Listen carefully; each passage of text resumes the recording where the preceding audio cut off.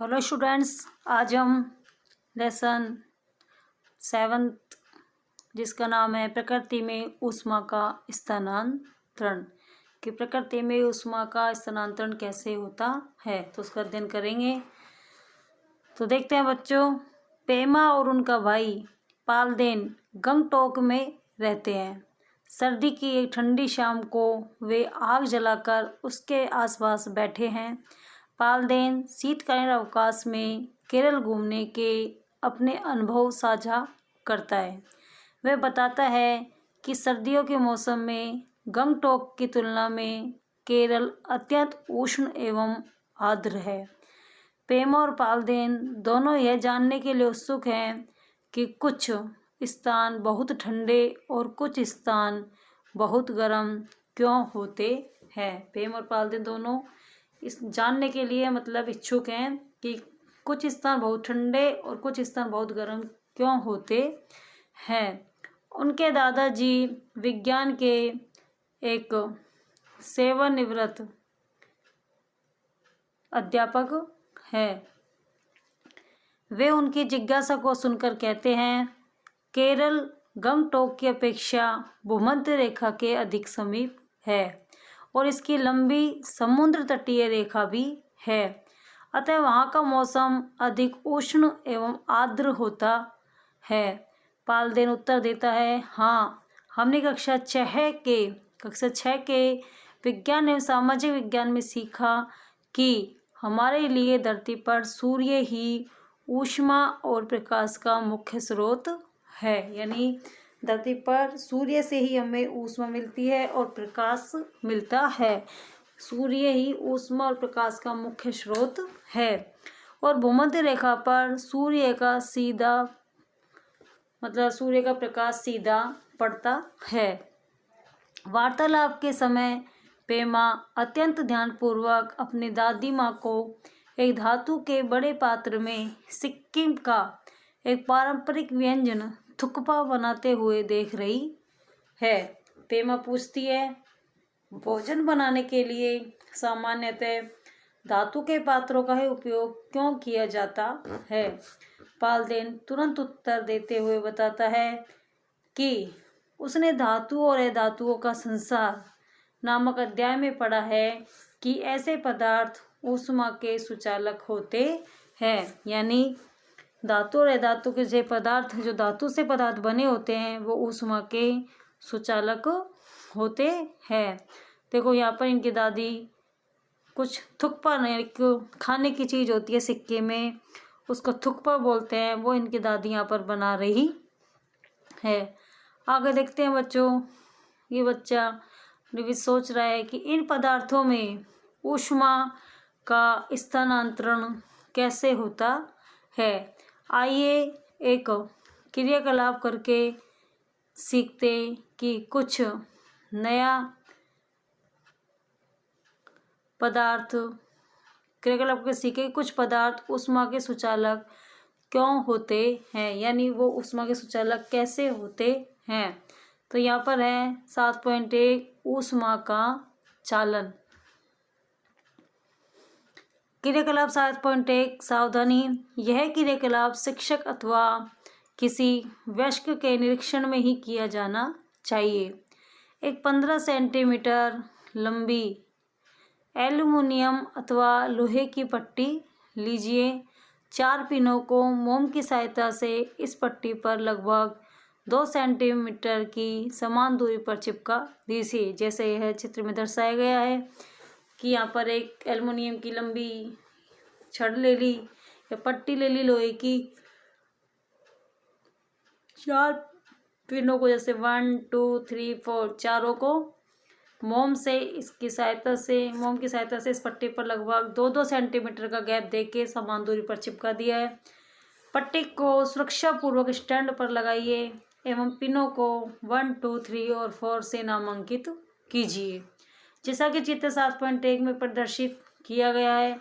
यदि स्टैंड उपलब्ध न हो तो पट्टी के एक छोर को 2 ईंटों के मध्य भी रख सकते हैं। पट्टी के अंतिम छोर को स्टैंड से दूर मोमबत्ती अथवा स्पिरिट लैंप से गर्म कीजिए। पिनों का क्या होगा, क्या वे पट्टी से जुड़ी रहेंगी या नीचे गिर जाएंगी? पिनों के नीचे गिरने का क्रम का अनुमान लगाइए। अपने अवलोकनों को तालिका 7.1 में अंकित कीजिए।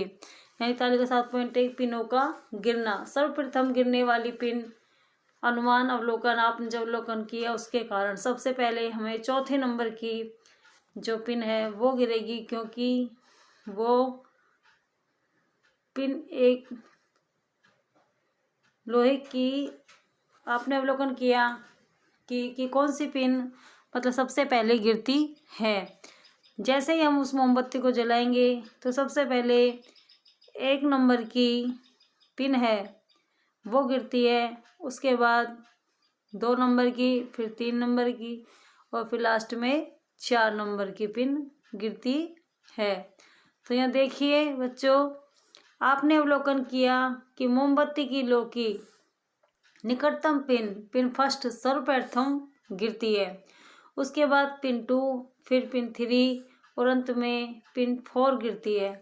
पिन 1 पिन 2 से पहले क्यों गिरती है? सभी पिन एक साथ क्यों नहीं गिरती हैं? आप अपने अवलोकनों से क्या निष्कर्ष निकाल सकते हैं?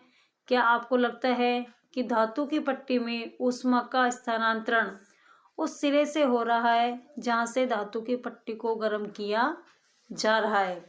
जैसे ही ऊष्मा धातु पट्टी के माध्यम से पिन तक पहुँचती है, वैसे ही मोम पिघल जाती है और उससे जुड़ी हुई पिन नीचे गिर जाती है। यहाँ ऊष्मा का स्थानांतरण पट्टी के गर्म छोर से ठंडे छोर की ओर होता है। वह प्रक्रिया जिसमें किसी वस्तु के गर्म भाग से ठंडे भाग में ऊष्मा का स्थानांतरण होता है उसे चालन कहते हैं। यानी ऊष्मा का स्थानांतरण हमेशा पट्टी गर्म छोर से ठंडे छोर यानी ठंडे भाग की ओर होता है, और गर्म से ठंडे भाग में ऊष्मा का स्थानांतरण होता है, उसे हम चालन कहते हैं, ऊष्मा का चालन कहते हैं। इस प्रक्रिया में जो कण गर्म हो जाते हैं वे अपनी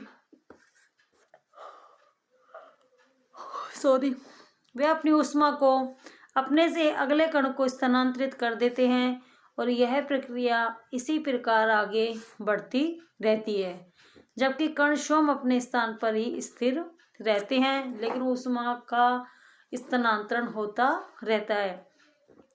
ऐसे पदार्थ जो ऊष्मा को अपने में से सरलता से संचरित होने देते हैं वे ऊष्मा के सुचालक कहलाते हैं। यानी वो पदार्थ जो ऊष्मा को अपने स्वयं के अंदर से आसानी से सरलता से संचरित होने देते हैं, यानी आगे जाने देते हैं, एक स्थान से दूसरे स्थान पर जाने देते हैं, ऊष्मा के सुचालक कहलाते हैं। हम भोजन बनाने के लिए धातु से बने हुए बर्तनों का उपयोग इसलिए करते हैं क्योंकि धातुएं भी ऊष्मा की सुचालक होती है। ठोस पदार्थों में ऊष्मा का स्थानांतरण मुख्य रूप से चालन प्रक्रिया के द्वारा होता है।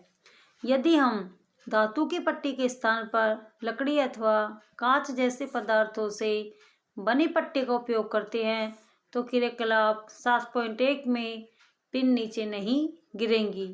क्या आप धातुओं और अधातुओं का संसार नामक अध्याय के आधार पर प्राप्त जानकारी का उपयोग करके इसका कारण सोच सकते हैं? कांच और लकड़ी जैसे पदार्थ ऊष्मा को अपने अंदर सरलता से संचरित नहीं होने देते हैं, वे ऊष्मा के कुचालक होते हैं, यानी उनके अंदर ऊष्मा का संचरण नहीं होता है। मृदा और चीनी मिट्टी यानी पार्सिलेन भी ऊष्मा के कुचालक होते हैं। इसलिए ऐसे कपों में रखी हुई चाय अथवा कॉफी अधिक समय तक गर्म बनी रहती है। अपने आसपास की कुछ वस्तुओं की सूची बनाइए और उन्हें तालिका 7.2 में ऊष्मा के सुचालक अथवा कुचालक के रूप में वर्गीकृत कीजिए। अभी बच्चे पेमा सोच रही है कि अब मैं समझ गई हूँ कि हम भोजन पकाने के लिए धातु के पात्रों का क्यों प्रयोग करते हैं तथा चाय अथवा कॉफ़ी पीने के लिए मिट्टी तथा चीनी मिट्टी के कप को पसंद करते हैं। तो तालिका 7.2 ऊष्मा के सुचालकों एवं कुचालकों की सूची। वस्तुएं जैसे स्टील है, ऊष्मा के सुचालक कुचालक, तो ये सुचालक है। लकड़ी है तो ये क्या है, कुचालक है। क्या है, कुचालक है। कागज है तो वो भी ऊष्मा का कुचालक है। स्टील वो है, तांबा है तो सुचालक है। क्या आपकी सूची में वायु सम्मिलित है? अगर यह सूची में है तो आपने इसे कहाँ रखा है, कि कुचालक में रखा है या सुचालक में रखा है। आपने अनुभव किया होगा कि हम सर्दियों में स्वयं को गर्म रखने के लिए ऊनी कपड़े पहनना अधिक पसंद करते हैं। ऊनी कपड़े वायु को अपने अंदर छिद्रों में फंसा लेते हैं। ऊनी कपड़ों के अंदर जो छिद्र होते हैं वो वायु को अपने अंदर ही रोक लेते हैं। वायु ऊष्मा की कुचालक होती है। अतः यह हमारे शरीर से परिवेश की ओर ऊष्मा के प्रवाह को कम कर देती है। इसके परिणाम स्वरूप हमें गर्मी का अनुभव होता है। यानी ऊष्मा के प्रवाह को क्या कर देती है, कम कर देती है। और उसी प्रकार कपड़ों की परतों के बीच में उपस्थित वायु ऊष्मा की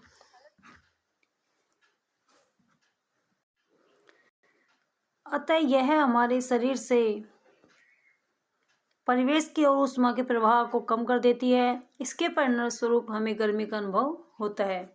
इसी प्रकार से कपड़ों की परतों के बीच में उपस्थित वायु ऊष्मा की कुचालक का कार्य करती है और हमें गर्म रखती है। अतः हम एक मोटे कंबल के स्थान पर 2 पतले कंबलों को लेना अधिक पसंद करते हैं। क्या ऐसे घरों का निर्माण करना संभव है जो बाहरी गर्मी और सर्दी से अधिक प्रभावित न हो? बहुत गर्म अथवा ठंडे जलवायु वाले स्थानों में बनाए गए घर प्राय उन्हें ठंडा या गर्म रखने के लिए ऊष्मा के स्थानांतरण की अवधारणा की पुष्टि करते हैं। ये विद्यार्थी बता रही है कि रोचक तथ्य है। सर्दियों के दिनों में हिमालय के ऊपरी क्षेत्रों जैसे उत्तराखंड के उत्तराकाशी स्थित मोरी विकास खंड में अत्यंत ठंड पड़ती है। उत्तराकाशी के पास स्थित एक मोरी विकास खंड, वहाँ पर बहुत ठंड पड़ती है और वहाँ भारी मात्रा में हिमपात होता है, यानी बर्फ गिरती है। इन क्षेत्रों में प्राय घरों का निर्माण करते हैं समय उन्हें गर्म रखने के लिए लकड़ी की 2 परतों के बीच गोबर और मृदा के घोल का प्रयोग किया जाता है। लकड़ी व मृदा ऊष्मा के कुचालक होने के कारण ऊष्मा की हानि को रोकते हैं और घरों को गर्म रखने में सहायक होते हैं। आगे देखते हैं बच्चों। इसी प्रकार से घरों की बाहरी दीवारें खोखली ईंटों से बनाई जाती है, क्योंकि खोखली ईंटों में उपस्थित वायु ऊष्मा की कुचालक होती है, जो घरों को सर्दियों में गर्म और गर्मियों में ठंडा रखती है। पेमा सोच रही है कि धुआं ऊपर क्यों उठता है। पेमा समीप में जलती हुई लकड़ियों से ऊपर उठते धुएं की ओर पालदेन का ध्यान आकर्षित करती है। इसके बाद हम देखते हैं 7.2। पहला था हमारा ऊष्मा का आचालन, अब है दूसरा पॉइंट ऊष्मा का संवहन, यानी कि धुआं ऊपर क्यों उड़ता है। आइए इसे समझने के लिए एक क्रियाकलाप करें। क्रियाकलाप 7.2।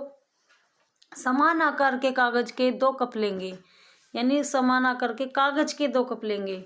उन्हें समान लंबाई के 2 धागों की सहायता से लकड़ी की छड़ के अंतिम छोर पर लटकाएंगे, जैसा कि चित्र 7.3 क में दर्शाया गया है। धागा कागज का लकड़ी की छड़ से लटका दिया गया है। इसमें आगे देखते हैं कि अब कपों की स्थिति को किस प्रकार समायोजित कीजिए कि छड़ क्षैतिज रहे। एक कप के नीचे जलती हुई मोमबत्ती को रखिए, जैसा चित्र 7.3 ख में दर्शाया है। अवलोकन करें कि कप के साथ क्या हुआ। अपने अवलोकनों को तालिका 7.3 में अंकित कीजिए और संभावित कारणों को सोचिए।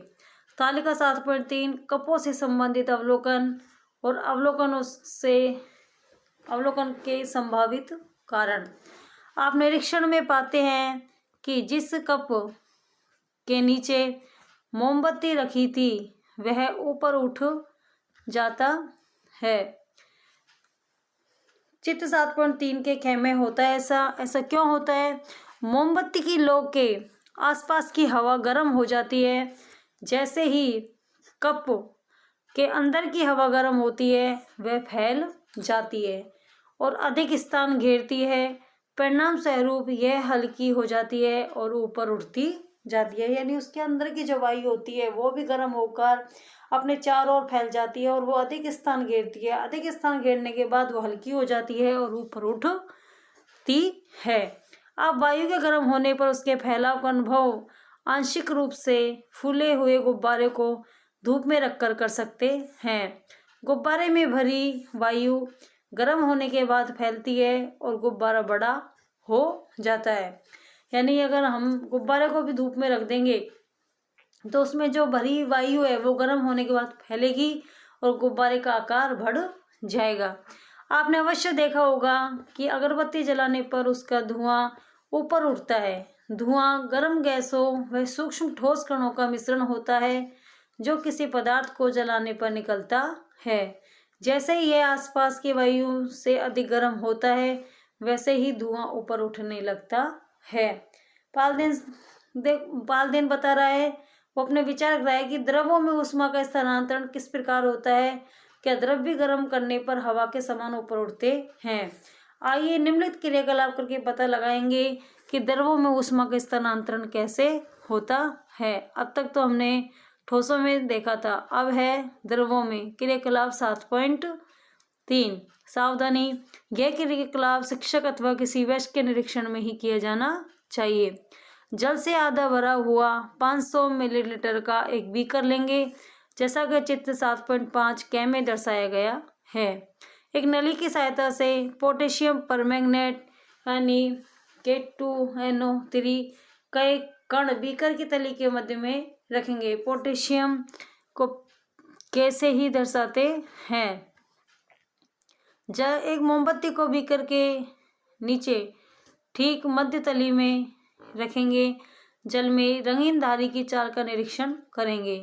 जैसे ही आप ऊष्मा देते हैं वैसे ही रंगीन धारी ऊपर उठने लगती है और वह किनारों से नीचे आती है। जल की रंगीन धारी मध्य से ऊपर क्यों उठती है, किनारों से नीचे क्यों आती है? यानी मध्य में से तो ऊपर उठती है और किनारों से नीचे क्यों आती है? बीकर की तली के जल को ऊष्मा मिलती है जिससे जल गर्म होकर फैलता है और हल्का होकर ऊपर उठता है। बीकर के किनारों का जल तुलनात्मक रूप से ठंडा व भारी होता है और यह नीचे आता हुआ जल ऊपर उठते हुए जल का स्थान ले लेता है। यह जल भी गर्म होकर बाद में ऊपर उठता है। यह चक्र चलता रहता है जब तक जल का संपूर्ण आयतन गर्म नहीं हो जाता। वस्तुतः इस स्थिति में संपूर्ण जल के कणों की गति के द्वारा गर्म हो जाता है। ऊष्मा स्थानांतरण की यह प्रक्रिया संवहन कहलाती है। इस संवहन के कारण ही हम रंगीन धारी की चाल बीकर के अंदर देखते हैं। अतः हम इस निष्कर्ष पर पहुंचते हैं कि वायु की भांति संवहन प्रक्रिया के कारण जल भी गर्म होता है। यहाँ द्रव या गैस के कणों के मध्य एक स्थान से दूसरे स्थान पर वास्तविक गमन के कारण ऊष्मा का स्थानांतरण होता है। अब अपना स्थल समीर और समुद्र समीर, यानी स्थल समीर, जल समीर और थल समीर देखते हैं बच्चों। पालदेन सर्दियों के अवकाश में केरल की यात्रा के दौरान समुद्र तट पर जाने के अपने अनुभवों को साझा करते हुए कहता है, दिन के समय समुद्र तट की रेत समुद्र के जल की तुलना में अधिक गर्म होती है। यानी दिन के समय में समुद्र तट की जो रेत है वो समुद्र के जल की तुलना में अधिक गर्म होती है, जबकि रात के समय रेत जल की तुलना में अधिक ठंडी होती है। दिन में तो रेत अधिक गर्म होती है और जल ठंडा होता है। रात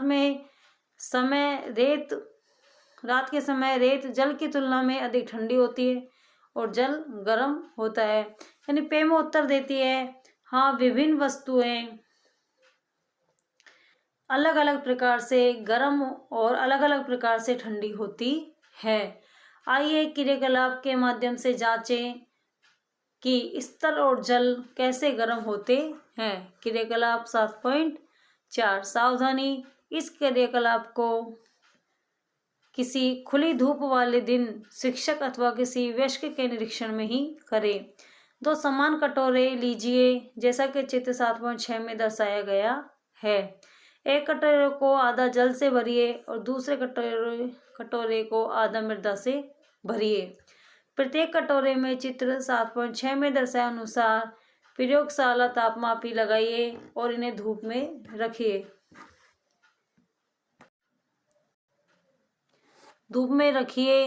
प्रत्येक कटोरे में चित्र 7.6 में दर्शाए अनुसार प्रयोगशाला तापमापी लगाइए और इन्हें धूप में रखिए। यह भी सुनिश्चित कीजिए कि तापमापी का बल्ब जल और मृदा में पूरा डूबा हुआ हो, परंतु कटोरों के तले और किनारों को स्पर्श न कर रहा हो, यानी बीचों बीच रहना चाहिए, ना वो तो तली को छूना चाहिए ना किनारों को छूना चाहिए। आगे देखते हैं बच्चों, मृदा व जल के तापमान को प्रत्येक 5 मिनट में मापिए और आंकड़ों को तालिका 7.4 में अंकित कीजिए। तालिका 7.4 गर्म होने पर जल और मृदा का तापमान। यह समय दे रखा है मिनट में 0, 5, 10, 15, 20। मृदा का तापमान डिग्री सेल्सियस, जल का तापमान डिग्री सेल्सियस। जल एवं मृदा के तापमान में वृद्धि का अध्ययन कीजिए। क्या जल एवं मृदा के तापमान में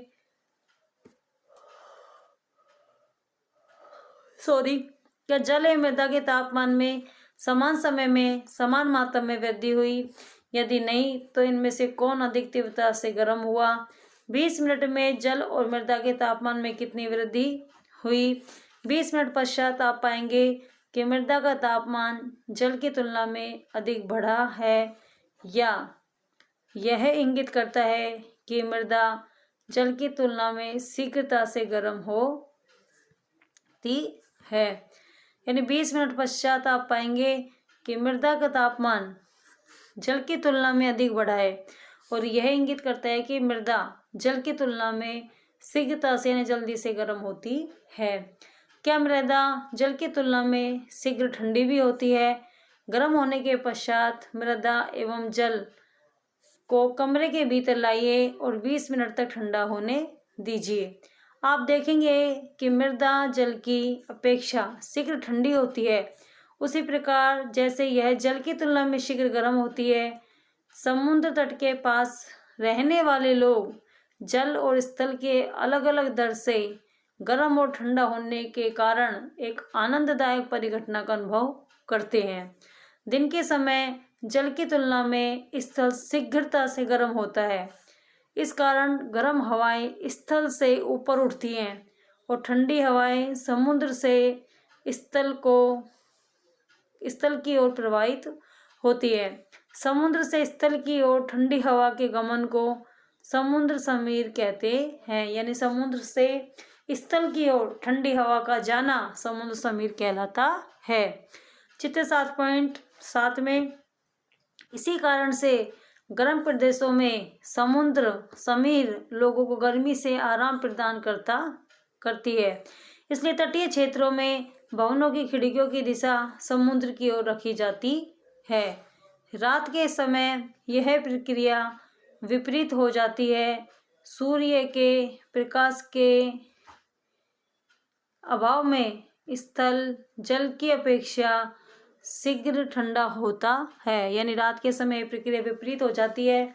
सूर्य के प्रकाश के अभाव में स्थल जल की अपेक्षा शीघ्र ठंडा हो जाता है और दिन में गर्म हो जाता है। समुद्र के ऊपर की हवा गर्म होकर ऊपर उठती है और स्थल से ठंडी हवा समुद्र की ओर बहती है। उसमें गर्म थी, मतलब हमें तो वो वापस समुद्र समीर की तरफ बह रही थी। अब ये समुद्र के ऊपर की हवा जो गर्म होकर ऊपर उठती है वो स्थल से ठंडी हवा समुद्र की ओर बहती है। पहले समुद्र से स्थल की ओर बह रही थी, तो से समुद्र समीर। अब समुद्र से स्थल की ओर जा रही है, तो स्थल से समुद्र की ओर ठंडी हवा के गमन को स्थल समीर कहते हैं। चित्र 7.7 में 6 में दिखा रहा है। देखो ये यहाँ से ये जा रही है गर्म समुद्र यहाँ से, तो ये हो गया शीतल स्थल समीर। यहाँ से गर्म वापिस समुद्र की तरफ आती है, उसको कहते हैं समुद्र समीर।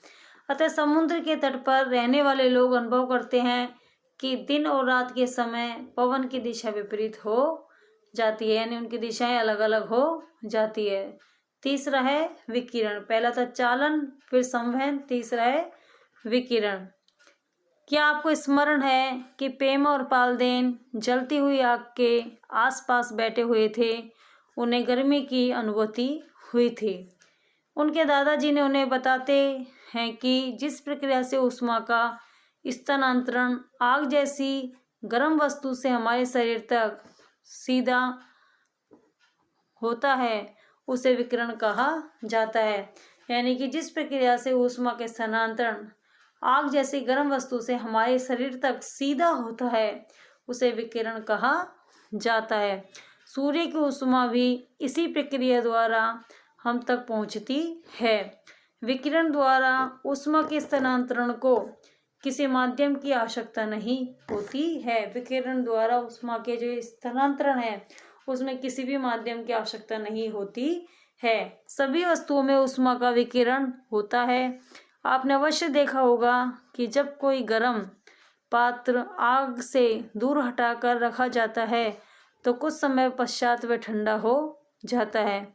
इसका क्या कारण है? गर्म पात्र अपने आसपास ऊष्मा को विकिरित करके ठंडा हो जाता है। ये पेमस देखो क्या सोच रही है, मुझे आश्चर्य होता है कि आग से गर्मी हम तक कैसे पहुंचती है। तो इसमें बताया है कि गर्म पात्र अपने आसपास ऊष्मा को विकिरित यानी फैलाकर विकृत करके ठंडा हो जाता है। गहन चिंतन। गर्मियों में श्वेत अथवा हल्के रंग के और सर्दियों में गहरे रंग के वस्त्र पहनना अधिक आरामदायक क्यों होता है? वस्त्रों पर पड़ने वाली अधिकांश ऊष्मा को हल्के रंग परावर्तित कर देते हैं। यानी वस्त्रों पर जो पड़ने वाली अधिकांश ऊष्मा है वो हल्के रंग क्या करते हैं, उनको वापस वहाँ से लौटा देते हैं, यानी परावर्तित कर देते हैं। अतः उनको पहनने से हमें अधिक आराम का अनुभव होता है। वहीं दूसरी ओर गहरे रंग की सतह अधिकांश ऊष्मा को अपनी तरफ अवशोषित कर लेती है सर्दियों में। अतः सर्दियों में हमें गहरे रंग के वस्त्र पहनने पर अधिक आराम की अनुभूति होती है। हमारे दैनिक जीवन में ऐसे अनेक उदाहरण हैं जहां हम चालन, संवहन और विकिरण को एक साथ होते हुए देख सकते हैं। देखिए बच्चों, आइए जल को गर्म करने के बाद बारे में विचार करते हैं। जैसा कि चित्र 7.8 में दर्शाया गया है, आइए उन विभिन्न विधियों को पहचाने जिनसे पात्र और जल गर्म होते हैं तथा हम लोहे के और गर्म पात्र के आसपास गर्मी का अनुभव करते हैं। ऊष्मा लौह से पात्र तक चालन द्वारा स्थानांतरित होती है। यानी ऊष्मा है कि जो लौह है वो पात्र तक चालन द्वारा स्थानांतरित यानी जाती है। उसके बाद पात्र में जल संवहन द्वारा गर्म होता है और गर्म लौह और गर्म पात्र के आसपास जिस गर्मी का हम अनुभव करते हैं वह विकिरण द्वारा होती है। पहले हम एक बर्तन लेंगे, उसमें जल को गर्म करते हैं तो लौह के और गर्म पात्र के आसपास गर्मी का अनुभव करते हैं। फिर ऊष्मा है जो लौह से पात्र तक चालन द्वारा स्थानांतरित होती है उसमें। उसके बाद पात्र में जो जल है वो संवहन द्वारा गर्म होता है और लौह और गर्म पात्र के आसपास जिस गर्मी का अनुभव करते हैं वह विकिरण द्वारा होती है। आइए समापन करें। अब तक के क्रियाकलापों, उदाहरणों और चर्चाओं से हमने सीखा है कि ऊष्मा 3 प्रकार के प्रक्रमों से स्थानांतरित होती है। वे हैं चालन, संवहन और विकिरण। तो देखिए बच्चों, हमने यहाँ तक पढ़ लिया है। इससे आगे हम देखते हैं चालन विधि में ऊष्मा प्राप्त करने पर एक कण अपने संपर्क में आने वाले दूसरे कण को ऊष्मा स्थानांतरित करता है और इस प्रकार यह प्रक्रिया चलती रहती है। इसमें कण स्वयं अपनी स्थिति से नहीं हटते हैं। चालन विधि में क्या होता है, ऊष्मा प्राप्त करने पर एक कण अपने संपर्क में आने वाले दूसरे कण को ऊष्मा स्थानांतरित करता है, यानी उसके पास में जो दूसरा कण है उसमें ऊष्मा को स्थानांतरित कर देता है यानी भेज देता है। इस प्रकार यह प्रक्रिया चलती रहती है और इसमें जो कण है स्वयं अपनी स्थिति से नहीं उड़ते हैं, वो ऊष्मा के स्थानांतरण करते रहते हैं। सेकंड है संवहन विधि में ऊष्मा के स्थानांतरण कणों की वास्तविक गति के द्वारा होता है, यानी उनमें जो वास्तविक गति है उसके द्वारा ऊष्मा का संवहन होता है। ध्यान दीजिए कि चालन और संवहन के लिए माध्यम अवश्य ही उपस्थित होना चाहिए जिसके कण ऊष्मा के स्थानांतरण में सहायक होते हैं। विकिरण विधि में ऊष्मा एक स्थान से दूसरे स्थान पर गमन करती है और इसके स्थानांतरण के लिए किसी भौतिक माध्यम की आवश्यकता नहीं होती है, यानी इसमें माध्यम की आवश्यकता नहीं होती, बिना माध्यम के ही ऊष्मा का विकिरण विधि से एक स्थान से दूसरे स्थान पर गमन करती है। इसके बाद हम देखते हैं रोचक तथ्य। हिमालय के ऊंचे क्षेत्रों में सर्दियों के कमरों को गर्म रखने के लिए बुखारी नामक एक पारंपरिक हीटर का उपयोग किया जाता है। इसमें लोहे का एक चूल्हा होता है जिसमें लकड़ी या कोयला जलाया जाता है। हीटर के ऊपरी भाग से एक लंबी नली जुड़ी हुई होती है जो चिमनी का कार्य करती है जिससे धुआं बाहर निकलता है। साथ ही बुखारी का उपयोग खाना पकाने के लिए भी किया जा सकता है क्योंकि इसकी ऊपरी समतल सतह पात्रों को रखने के लिए उपयोग की जाती है। बुखारी द्वारा खाना पकाने और कमरे को गर्म करने से उसमें स्थानांतरण के सभी तीनों प्रक्रम सम्मिलित हैं, यानी इसमें जो समतल पर सतह पात्रों को रखने के लिए, बुखारी द्वारा खाना पकाने और कमरे को गर्म रखने में ऊष्मा के जो सभी तीन प्रक्रम हैं, चालन, संवहन और विकिरण, वो इसमें सम्मिलित हैं। आगे देखते हैं बच्चों, आपने कक्षा 6 की विज्ञान की पाठ्य पुस्तक जिज्ञासा में सीखा कि पृथ्वी पर ऊष्मा का मुख्य स्रोत सूर्य है। आपने घर पर अपने माताजी पिताजी को रस्सी पर कपड़े सुखाते हुए देखा है। गीले कपड़े तेज धूप वाले दिन जल्दी सूख जाते हैं क्योंकि सूर्य से आने वाली ऊष्मा कपड़ों में निहित जल को अधिक तीव्रता से वाष्पित कर देती है।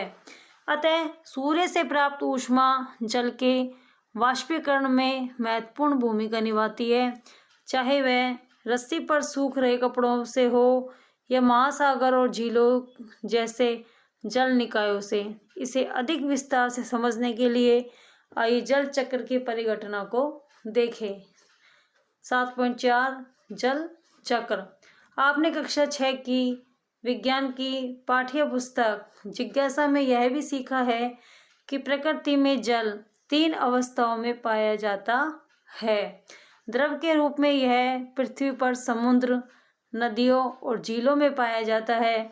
ठोस रूप में यह हिम ग्लेशियर के रूप में पर्वतों और ध्रुवीय क्षेत्रों में पाया जाता है और गैस रूप में यह जलवाष्प के रूप में पृथ्वी के वायुमंडल में उपस्थित रहता है।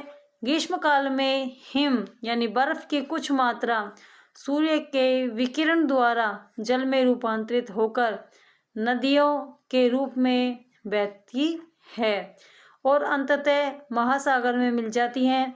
पिघली हुई हिम शीतकाल के दौरान हिमपात से पुनः जम जाती है।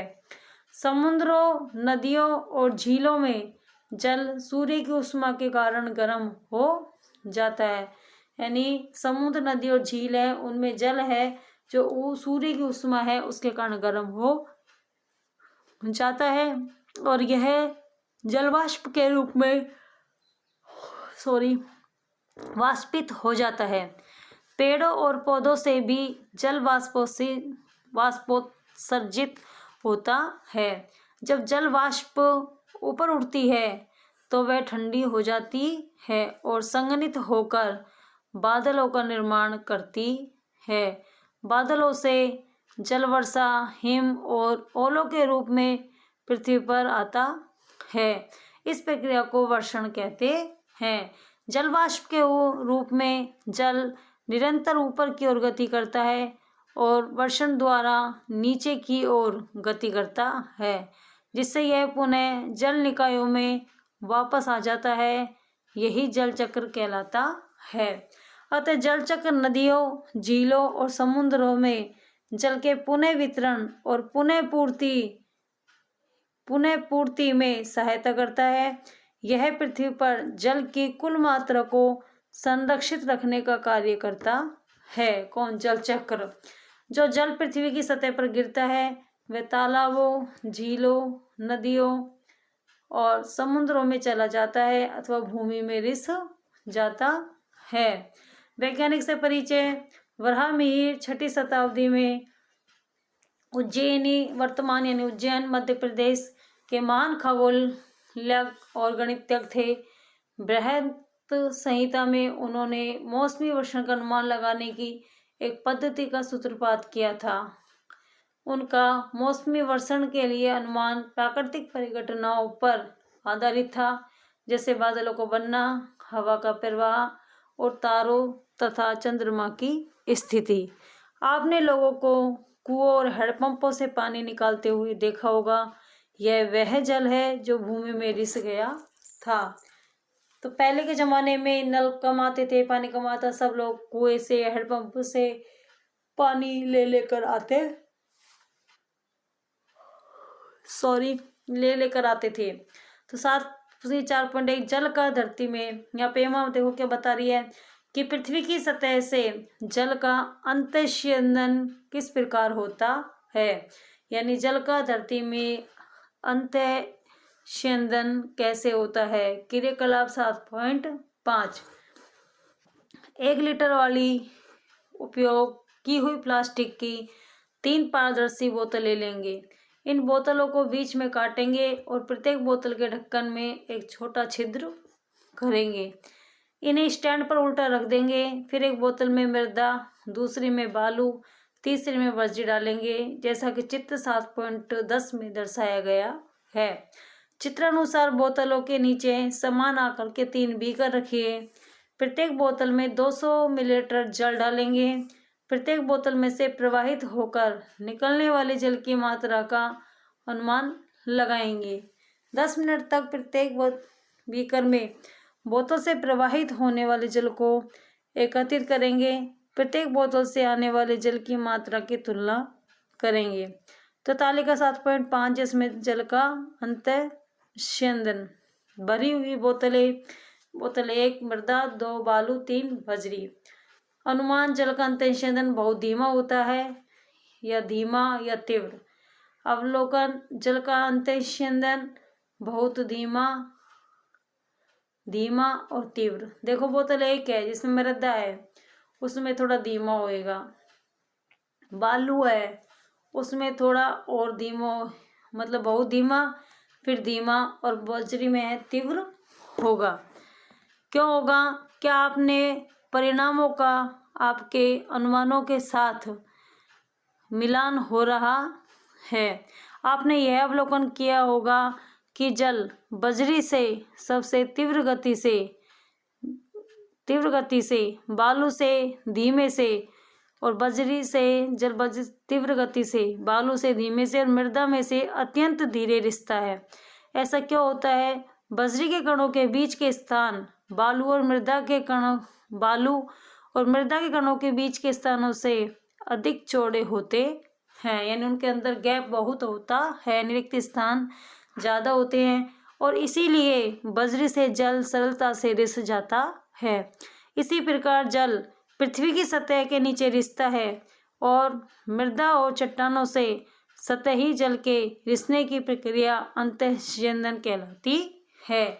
यदि मृदा और चट्टानों के बीच के स्थान अधिक चौड़े, खुले और परस्पर जुड़े हुए हो तो जल अधिक आसानी से अंतःस्यंदित हो सकता है। सतह से नीचे अवसादों के छिद्रों और चट्टानों की दरारों से जो जल रिसता है वह भौमजल के रूप में संचित हो जाता है। अवसादों और चट्टानों की भूमिगत परतें जो छिद्रों में जल भंडारित करती हैं वे जलभृत कहलाती हैं। कुएं खोदकर हम इन जलभृतों में से जल प्राप्त करते हैं। भूमिगत रूप में यह जल कुछ मीटर पर अथवा सैकड़ों मीटर गहराई पर हो सकता है। यह उस स्थान की भौगोलिक अवस्थिति पर निर्भर करता है।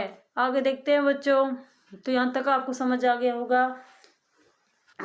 भौमजल असीमित नहीं है। बढ़ती हुई जनसंख्या की बढ़ती जल आवश्यकता के परिणाम स्वरूप भौमजल की अत्यधिक निकासी हुई है।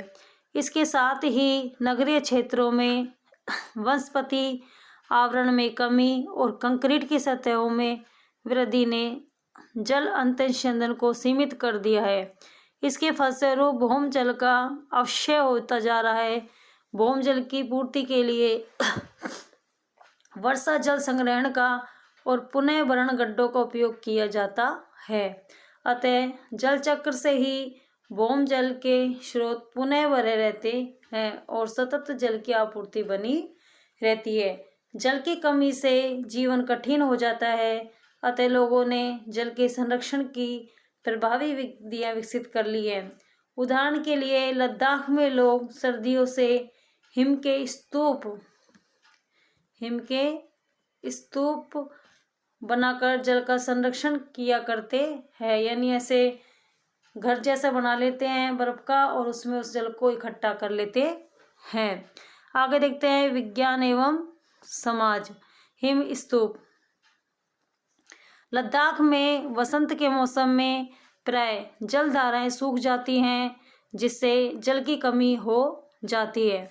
क्योंकि सूर्य की किरणों की गर्मी पहाड़ों पर बर्फ को पिघलाने के लिए पर्याप्त नहीं होती है। शीतकाल में पहाड़ी जलधाराओं से भूमिगत जल नलिकाओं पाइप द्वारा नीचे की ओर प्रवाहित किया जाता है। इस जल को फुहारों की तरह ठंडी वायु में गिराया जाता है जिससे यह जल जब नीचे गिरता है तो कम ताप के कारण ठंडा होकर जम जाता है। परत दर परत हिम बढ़ती जाती है जिससे एक लंबी शंकु के आकार की संरचना बन जाती है जिसे हिम स्तूप कहते हैं, जैसा चित्र में दर्शाया गया है। वसंत में हिम का यह स्तूप धीरे धीरे पिघलकर खेती के लिए और गर्मियों में अन्य आवश्यकताओं के लिए जल प्रदान करता है। आगे देख तो बच्चों हमारा पाठ यहाँ समाप्त हो गया। मिलते हैं बच्चों इसके क्वेश्चन आंसर के साथ नेक्स्ट वीडियो में। All the best.